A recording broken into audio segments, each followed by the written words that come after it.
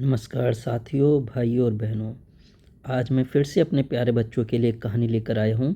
आशा है उन्हें पसंद आएगी। एक बार एक बच्चा अपने मम्मी पापा के साथ रहता था। जब उसके मम्मी पापा उससे पढ़ने के लिए कहते तो कहता, नहीं पापा, ये तो बहुत मुश्किल काम है, मुझसे नहीं होगा। तो उसके मम्मी पापा एक दिन उसे सर्कस दिखाने लेके गए।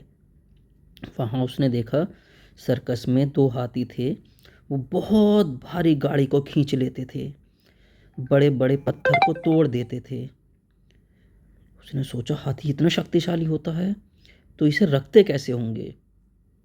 जब वो सर्कस से बाहर आया तो उसने देखा कि हाथी को एक रस्सी से बांध रखा है, उसके पैर में रस्सी डाल रखी है।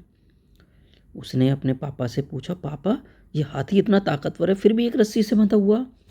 उन्होंने कहा, चलो इसके पालने वाले से पूछते हैं कि भाई इतना ताकतवर हाथी इस रस्सी को क्यों नहीं तोड़ता। तो उन्होंने उसके पालने वाले से पूछा कि भाई तुमने इस हाथी को इतनी पतली रस्सी से बांध रखा है, ये इसे तोड़ता क्यों नहीं है। उन्होंने कहा कि जब ये छोटा था तो हम इसे इसी रस्सी से बांधते थे।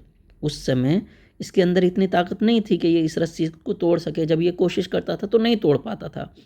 तो इसके दिमाग में ये बात बैठ गई कि मैं इस रस्सी को कभी नहीं तोड़ सकता।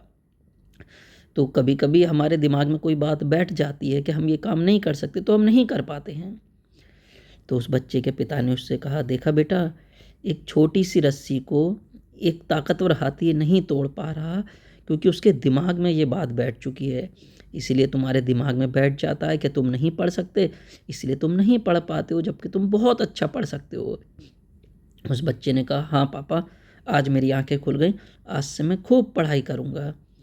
प्यारे बच्चों, इस कहानी से हमें शिक्षा मिलती है कि कभी कभी हम ये सोच लेते हैं कि पढ़ाई तो बहुत कठिन काम है, लेकिन जब हम पढ़ेंगे तो वो बहुत आसान हो जाएगी।